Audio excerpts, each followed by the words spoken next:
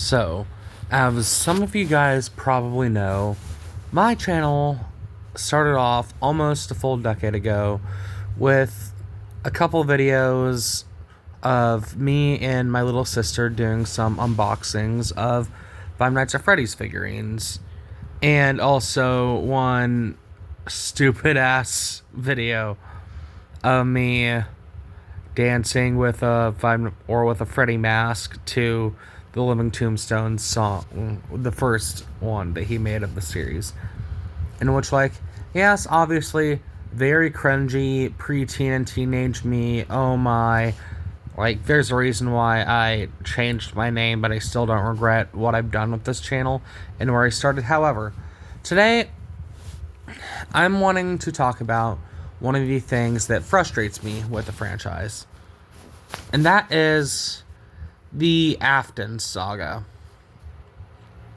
Now, hold your horses real quick. Let me clarify the end of the Afton Saga and how it was dragged on. Now, so what do we know about the Afton Saga?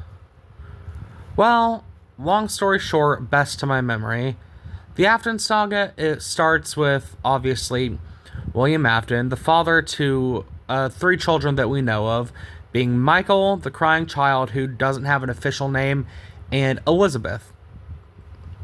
He killed multiple children. His son, the crying child, got killed in the bite of 83 from Fredbear. His daughter, Elizabeth, got kidnapped wouldn't really be the best way to describe it, because she was straight up killed, but I guess captured and killed would be the best way to describe it, by Baby when she got too close, after William told her several times that she doesn't want to be too close to that thing. And then Michael is the son who got taken over by the amalgamation of all the sister location animatronics when his insides got scooped out, and all that shit with him vomiting them out, becoming kind of a living corpse, and trying to find his father to end the cycle and his father's release all the victims. That's the best of my memory for the Afton Saga. But the thing that frustrates me is what happens after. Because, in my opinion, Ultimate Custom Night was the perfect end to the Afton Saga. What basically happens after that is that in Help Wanted, we have, if I remember properly, Afton's conscience getting digitally transferred into someone known as Vanessa, who later on in Security Breach goes on to become Vanny. And all that just... it feels like they were trying to keep him alive just for the sake of the bit, and in my opinion at least, it fails miserably. Because the way Afton's story played out, it was... Ultimate Custom Night was the perfect end to his story. Because this is a child murderer.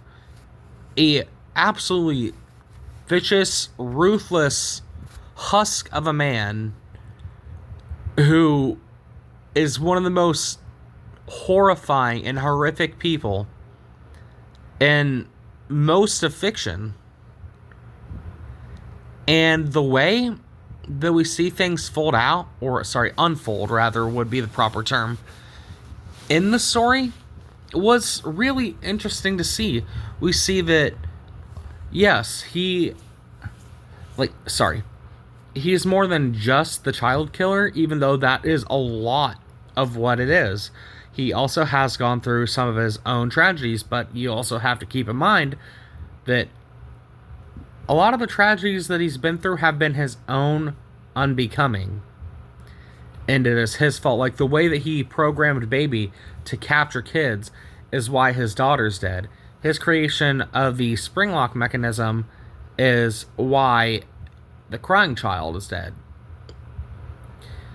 His killing of Charlotte is why the other kids who he killed were able to possess the animatronics in the first place. And so much of what happened, or I shouldn't even say so much, everything bad that we know happens to him in that first set of 7 games is because of himself, and it works out brilliantly. It's to where you may be able to feel a tinge of sympathy, kind of like with Lord Shen and Kung Fu Panda 2, where obviously you know what they're doing is absolutely horrific, but the way that certain things are written makes you feel some sympathy despite knowing that it doesn't bring them anywhere close to the line of forgivable, and that they're still far past the line of redemption.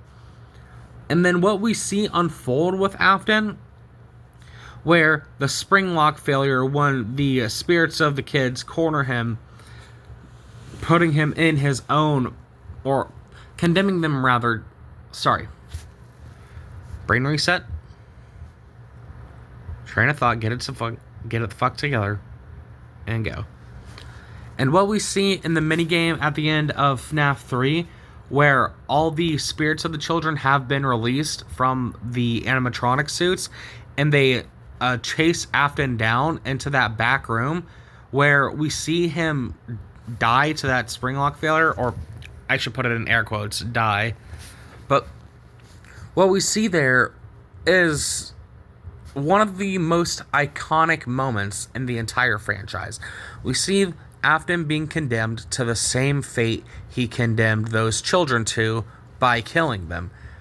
He is forced to walk in a suit, feeling every single bit of that pain, just like the kids that he killed. And we see even more happen to him as that location is burnt down. He's lured into the location of, he's lured into the Pizza Sim location, as well as Scrap Baby, the Scrap Freddy, which is just an amalgamation of all the sister location animatronics except for Baby, because basically how it went, if my memory serves me right, is Baby was having a major disagreement from the rest of the amalgamation of spirits from all the sister location animatronics. So they kind of kicked her out, so to speak. She found her own scraps and body to rebuild herself, and so did the rest of the amalgamation after Michael vomited them out. So both of them, Charlotte, which was Henry's daughter in the puppet, was captured by Lefty, and then William, all of those were lured into the Pizza Sim location. And then we have the just straight up phenomenal end, with Henry's monologue being one of the best I've seen in any game, which is honestly really shocking how a game as simple as Pizza Sim can pull off something that feels so grandiose. And Ultimate Custom Night, after that second fire to the Pizza Sim location, kills everyone in there. It kills Henry, it kills Michael, it kills Springtrap it kills Afton for good. It sets free the souls of the amalgamation of Scrap Baby and of Charlotte. Everyone's soul is laid to rest there except Afton's. And what do we see with Afton? In Ultimate Custom Night, he is being infinitely tormented and tortured by the horrors of his own creations. And that's such a perfect end. We see the person who tormented so many others, who took away everything from countless people by either taking the children's lives or taking away the children from their parents, from their family, from their friends. He ruined so much, and now he gets to see his mentality, his everything, or his, I would say his life, but he's already dead in Ultimate Custom Night. But we get to see everything, his physical state, his mentality, his mind, his psyche, all just go into a state of complete ruin as he is unendingly tortured by his own creations, which is just such a beautiful storyline unraveling. It's honestly, I may get burned at the stake for this, but the Five Nights at Freddy's series really doesn't... It's not great gameplay-wise. A lot of it is very repetitive. I understand the draw to it, and I have enjoyed it myself when I've played it, but if I throw my biases away, I gotta admit, it's not that interesting. It's not that replayable. It's very repetitive, and it's not great. However, the way that they delivered the Afton Saga storyline for that first set of games was incredible. It was absolutely amazing, and seeing how it got butchered by his conscience getting digitally transferred to Vanessa, it just... Five Nights at Freddy's has never been the most realistic franchise, but that part is kind of what broke it for me. Because it got to a point where I was tired of seeing a character come back. And yes, I get the line, I always come back. I like that line. I think it is very indicative of how Afton is as a person. But I think that them continuing to bring him back from Help Wanted is just... Copycat killers do exist. I'm not saying that it was a bad idea. I'm saying that the bad idea was the digital transfer of consciousness from Afton. Because it's just... It's so contrived and unnecessary. Copycat killers do exist in other forms of horror media and in real life, but we never see something so utterly, I'm gonna say it's stupid, happen with those copycat killers. Most of the time what we see is those copycat killers end up finding out about the original killer, they end up doing research on it, and they end up enamored with the killer and want to be like them. We could have had the exact same situation with Vanessa, but no, we have to have some contrived bullshit to try to keep Afton alive, which is why we now have Burn Trap, and it's just... It's so worn out and exhausting by this point. I have not played Secret of the Mimic. In fact, I haven't really played many of the Five Nights at Freddy's games. Most of what I've been interested in has been the lore, and I have kept up with some Let's Players, like, I've watched a few episodes of PewDiePie's Let's Play of the first. I have watched most of Mark's Let's Plays of everything except, I think, the last several episodes of Ruin and then the entirety of Secret of the Mimic. And I enjoy watching others play it because they are what's entertaining to me. However, the lore is something that I've always been super invested in ever since hearing the first game theory video I did about it, which I think was back right after FNaF 3 released. And my true enamorment, I don't know if that's a word, but my true mesmerization with the franchise, I guess I'll put it, came with the third game. That's when I really started getting deep into the lore, wanting to know everything I can about the franchise, and getting more interested year by year as we had more information and more games come out. It was something I was super invested in, mostly because of the Afton Saga, and then seeing what happens in the Afton Saga, how such a brilliant, perfect end was butchered so badly. That is where I kind of fell off with the franchise. Because we had an excellent, perfect ending to that saga. And instead of starting another story with the same franchise or continuing off of someone else's story, we have to go right back into the Afton Saga, which just had its perfect end. It's like... How do I describe this?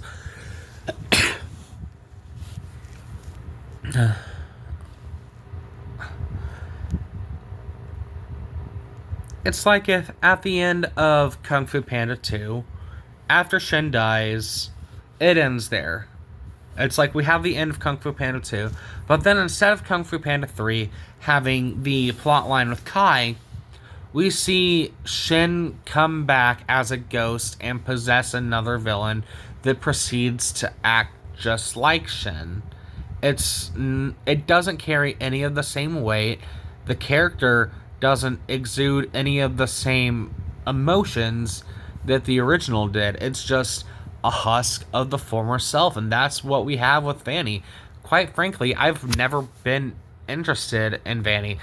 Other than the physical design of the costume and such, the character's just not that interesting to me because she's a copycat killer with no differentiating factors from the original killer other than the gender. And that's just not interesting to me. I I'm a big character person. I want characters to have their own different qualities. Yes, similarities will exist, and that's fine, but there's a difference between similarities and being the same. And I wish that they would have gone more of a copycat killer route instead of the fake copycat killer that they did, where it's just the same person. It it's something that's always frustrated me with the franchise, as they fumbled one of the most beautiful things that they have done. And it sucks. I really wish that the lore for the Afton Saga kind of ended there, and that we got a different story going on from that point forward. Because I think that would have made it for the series to have more longevity, and I think that would have made it much more interesting going forward. I will have to check out some things with Secret of the Mimic, but if there's more Afton Saga, I'm not gonna lie, I may just tune out yet again. I love this series. I took my little sister and my little brother to watch the first movie on opening day. I took them to watch the second movie on opening day. And then like a week after, I took two of my coworkers to watch it in theaters as well. My love for the series is not to be denied. I have loved the Five Nights at Freddy's games for years. Even if I haven't played them much, I've gotten a shit ton of enjoyment from the Let's Plays that I've watched of it, and from the lore that I have had, and that has made me go crazy in thought. It's always been something that's piqued my mind and made it start running, and I will always love a lot of the lore of at least the older parts of the franchise. I just wish that sometimes trying something new is the right way to go. We saw that with an example in a different field. My Chemical Romance doing the Black Parade after they finished Three Cheers for Sweet Revenge. They tried a new style, but they still rocked with the concept album feel, and it ended up being absolutely incredible. In terms of things like movies, we saw in the Friday the 13th films, Pamela Voorhees was killed off in the first movie. They didn't just bring Pamela back. They gave us Jason. And yes, Jason has a lot of the same issues eventually, where he is killed and brought back multiple times because the franchise makes too much money. However, the focal point of the Five Nights at Freddy's games has never been just this one character. Granted, he's debatably the biggest part of the franchise, but the face of it is the animatronics, not really the lore. When you ask someone to say anything about the Five Nights at Freddy's series, the first thing they're probably going to say is about the animatronics.